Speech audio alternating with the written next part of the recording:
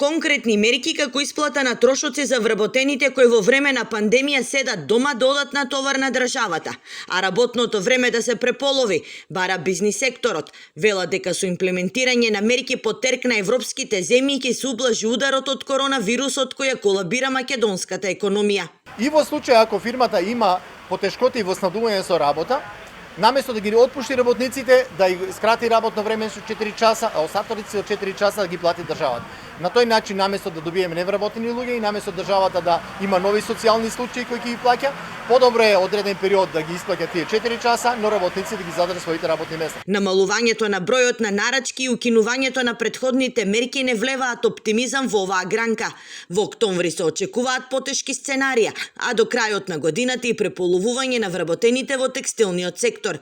Газдите на фирмите кои зедоа помош од државата за исплата на плати, но тие не завршија кај работниците, се охрабрија на таква игра бидејќи уредбата за исплата на помошта не беше прецизирана, сметаат од организацијата на работодавачи. Никаде нема стриктен член, одредба во која вели дека работодавачот мора да исплати платата. Работодавачот мора да поднесе барање и да поднесе МПИ да ги одбележи работниците.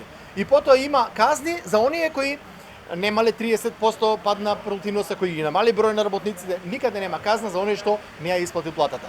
Најголем удар од коронавирусот претрпе токму оваа гранка, поради непочитување на мерките и од газдите и од работниците. Речиси 80% од заболените во Штип се текстилни работници и нивни контакти.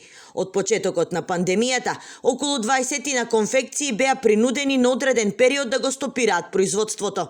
Затварање на текстилни погони и хали имаше и во околните градови, Свети Николе и Пробиштип.